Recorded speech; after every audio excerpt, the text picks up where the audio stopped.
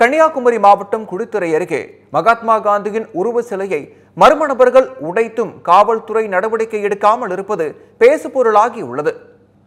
சர்வோதய சங்கம் தற்போது பல்வேறு காரணங்களால் மூடப்பட்டு உள்ளது. அரசு கட்டுப்பாட்டில் உள்ள இந்த சங்க கட்டிட வளாகத்தில் காந்தி மண்டபம் அமைக்கப்பட்டு உள்ளது. இந்நிலையில் மண்டபத்தில் உள்ள காந்தியடிகளின் சிலை கடந்த 4 நாட்களாக உடைக்கப்பட்ட நிலையில் காட்சியளிக்கிறது. மர்ம நபர்கள் காந்தி சிலையின் தலைப்பகுதியை உடைத்திருந்து உள்ளனர்.